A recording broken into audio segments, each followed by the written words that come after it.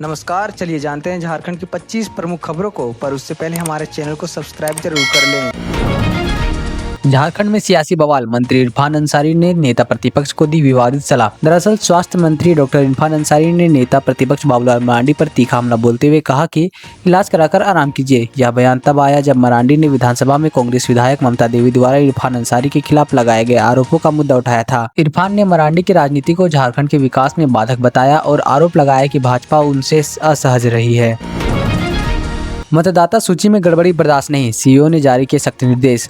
मुख्य निर्वाचन पदाधिकारी वीडियो कॉन्फ्रेंसिंग में सभी उप निर्वाचन अधिकारियों को साफ निर्देश दिया है कि मतदाता सूची के गहन पुनरीक्षण, एसआईआर में पेरेंटल मैपिंग और एएसडी अनुपस्थिति, स्थानांतरित या मृत की सूची बनाने में कोई गलती नहीं होनी चाहिए। सीईओ ने कहा कि कोई भी योग्य मतदान छूटना नहीं चाहिए और निर्वाचन आयोग के दिशा निर्देशों की सख्ती के साथ पालन हो। मतदाता 1950 पर कॉल करके अपना नाम जानकारी ले सकते हैं।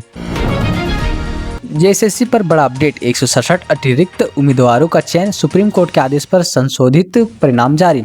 दरअसल झारखंड कर्मचारी चयन आयोग के स्नातक प्रशिक्षण सहायक आचार्य कक्षा 6 से 8 के पदों पर 167 अतिरिक्त अभ्यर्थियों के चयन की अनुशंसा की है। इनमें से गणित विज्ञान के लिए 32, भाषा के लिए 52 और सामाजिक विज्ञान के लिए 83 उम्मीदवार शामिल हैं।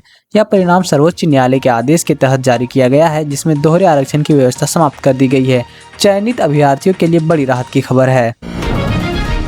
छात्रवृत्ति विवाद में केंद्र राज्य की खींचतान, बाबूलाल मरांडी ने झारखंड सरकार पर लगाया गाइडलाइन बदलने का आरोप। एससी, एसटी और ओबीसी छात्रों की छात्रवृत्ति नहीं मिलने पर केंद्र और राज्य सरकार के बीच आरोप प्रत्यारोप जारी है।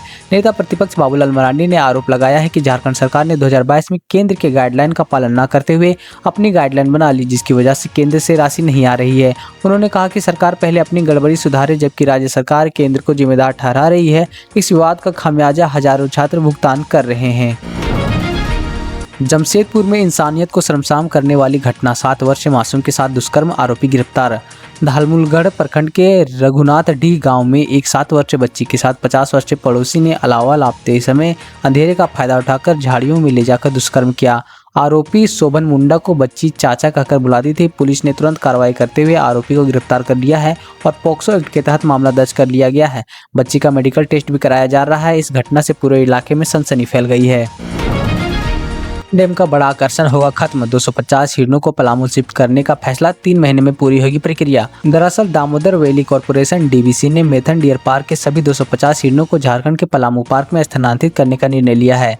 इस शिफ्टिंग के लिए 15 फीट चौड़ी अस्थायी सड़क बनाई जा रही है और ट्रक को हिरणों के लिए आरामदायक बनाया जा रहा है। क्रिसमस और नए साल से पहले यह बड़ा आकर्षण खत्म होने जा रहा है, जिससे स्थानीय पर्यटकों को झटका लग सकता है, लेकिन हिरण अब पलामू के विस्तृत जंगल में स्वतंत्र रूप से विचरण कर पाएंगे।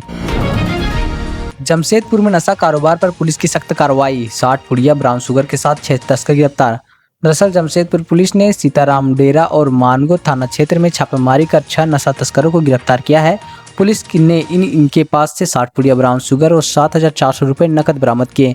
गिरफ्तार अभियुक्तों में बादल बनिया, गौरव राम, शिवजी गोप, सर्जन कुमार, अता मोहम्मद और टुनटुन यादव शामिल है, जिनका आपराधिक इतिहास भी रहा है। डीएसपी ने बताया कि शहर में नशे के खिलाफ विशेष अभियान जारी रहेगा और सख्त कार्रवाई की जाएगी।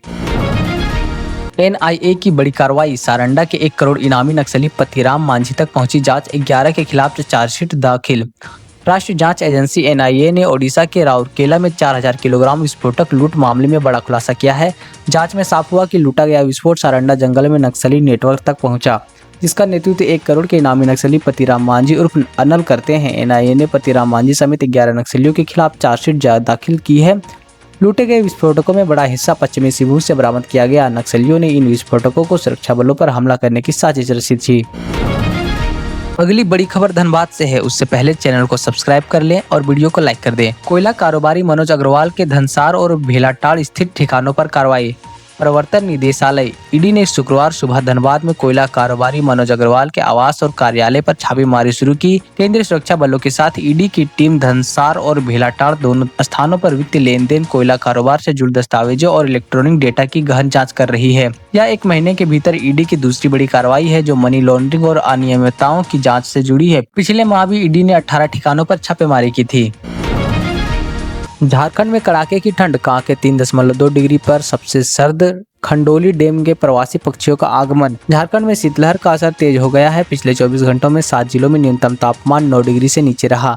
जिसमें कांके रांची 3.2 डिग्री सेल्सियस के साथ सबसे ठंडा रहा। खूंटी में पारा 4.4 डिग्री तक गिर गया। तेज ठंड से रेलवे स्टेशन पर, बस स्टेशन पर यात्रियों को काफ़ी परेशानी हो रही है। साथ ही हार्ट अटैक का खतरा भी बढ़ गया है। इस बीच गिरिडीह में खंडोली डैम में 4000 किलोमीटर का सफर तय कर साइबेरियन डक समेत 82 से अधिक प्रजातियों के प्रवासी पक्षियों ने डेरा जमा रखा है। जानलेवा कप सिरप कारोबार पर ईडी की बड़ी छापेमारी। झारखंड, यूपी और गुजरात के 25 ठिकानों पर एक साथ कार्रवाई। जानलेवा कप सिरप के अवैध खरीद बिक्री के मामले में प्रवर्तन निदेशालय ने झारखंड, उत्तर प्रदेश और गुजरात में कल 25 ठिकानों पर एक साथ छापेमारी शुरू की। झारखंड में रांची स्थित सेली ट्रेड्स ईडी के रडार में, जहां से इस सिरप का सालाना 5 करोड़ रुपए से अधिक का कारोबार होता था। व्यापारी शुभम जायसवाल के तुपुदाना स्थित गोदाम और आवास की भी तलाशी ली जा रही है। ईडी इस खतरनाक कप सिरप की आपूर्ति श्रृंखला और वित्तीय लेनदेन की जांच कर रहा है। रांची सासाराम इंटरसिटी एक्सप्रेस के संचालन में बड़ा बदलाव। 1 माह तक पिस्का स्टेशन से होगा परिचालन। दरअसल रांची यार्ड में रिमॉडलिंग के कारण रांची सासाराम इंटरसिटी एक्सप्रेस में अस्थायी परिवर्तन किया गया है। 23 दिसंबर से 8 जनवरी तक यह ट्रेन रांची की जगह पिस्का स्टेशन में चलेगी, वहीं समाप्त होगी। यात्रियों को इस दौरान रांची स्टेशन से ट्रेन पकड़ने या उतरने की सुविधा नहीं मिलेगी। रेलवे ने यात्रियों से अपील की है कि यात्रा से पहले ट्रेन के रूट और समय की जानकारी अवश्य प्राप्त कर ले, ताकि किसी तरह की असुविधा न हो। जमशेदपुर में जेएनएससी की कार्रवाई पर विवाद। पंचायतों क्षेत्र और स्पॉट फाइन का विरोध, डीसी ने लिया संज्ञान। पंचायत क्षेत्र में जमशेदपुर अधिसूचित क्षेत्र समिति जेएनएससी के उड़न दस्ते द्वारा करीब ठेले खोमचे वालों पर बिना सूचना स्पॉट फाइन लगाने का मामला तूल पकड़ रखा है। भाजपा नेता अंकित आनंद ने इसे क्षेत्राधिकार का उल्लंघन बताते हुए सीएम हेमंत सोरेन और डीसी करण सत्यार्थी से शिकायत की। उन्होंने मांग की कि सबसे पहले सीमांकन स्पष्ट हो, जागरूकता अभियान चले, तभी फाइनल वसूली उचित होगी। डीसी ने इस मामले में संज्ञान लेते हुए उपनगर आयुक्त को जांच का निर्देश दिया है। धनबाद में जहरीली गैस का बड़ा खतरा। केंदुआडी थाना क्षेत्र में सुरक्षित स्थान पर किया जाएगा शिफ्ट। धनबाद में बंद खदान में जहरीली गैस रिसने से 2 लोगों की मौत के बाद केंदुआडी पुलिस स्टेशन को स्थानांतरित करने का फैसला लिया गया है। एसएसपी प्रभात कुमार ने बताया कि जहरीली गैस के कारण थाना चलाना मुश्किल हो गया है और पुलिस अधिकारियों व स्थानीय लोगों की सुरक्षा के लिए जमीन तलाशी जा रही है। थाना प्रभारी ने कहा, कर्मचारियों को सांस लेने में तकलीफ हो रही है। वरिष्ठ अधिकारियों को जल्द स्थानांतरण का आश्वासन दिया गया, ताकि पुलिसिंग कार्य में सुचारू रूप से चले। पाकुड़ में धान खरीद अभियान शुरू। किसानों को 2450 प्रति क्विंटल की दर से मिलेगा भुगतान। झारखंड सरकार के महत्वाकांक्षी धान अधिप्राप्ति योजना 2025-26 के तहत पाकुड़ जिले में 15 दिसंबर से किसानों से धान खरीद शुरू हो जाएगी। जिला आपूर्ति पदाधिकारी कुमार अभिषेक सिंह ने बताया कि किसानों को 2450 प्रति क्विंटल की दर से 48 घंटे में 7 दिनों के भीतर भुगतान किया जाएगा। जिले 19 क्रय केंद्र लैंप्स चिन्हित किए गए हैं और 2 लाख क्विंटल धान खरीदने का लक्ष्य रखा गया है। किसानों को उत्पार्जन पोर्टल पर ऑनलाइन पंजीकरण अनिवार्य होगा। हेमंत सोरेन का बड़ा ऐलान। झामुमो, असम और पश्चिम बंगाल विधानसभा चुनाव में उतरेगी उम्मीदवार। दरअसल मुख्यमंत्री हेमंत सोरेन ने साफ किया है कि झामुमो अगले साल मार्च अप्रैल में असम और पश्चिम बंगाल विधानसभा चुनाव में उम्मीदवार उतारेगी। हिमंता बिस्व शर्मा ने झारखंड चुनाव में आने का जवाब देते हुए हेमंत असम में टी ट्राइब्स, चाय बागान मजदूर समुदाय के लिए आवाज बनेंगे। झामुमो युद्ध स्तर पर तैयार कर रही है और उन्हीं आदिवासियों बहुल क्षेत्र उम्मीदवार देगी जहां झारखंड से लगे लोग रहते हैं। हालांकि झारखंड जानकारों का मानना है कि यह कदम महागठबंधन में टूट का संकेत भी हो सकता है।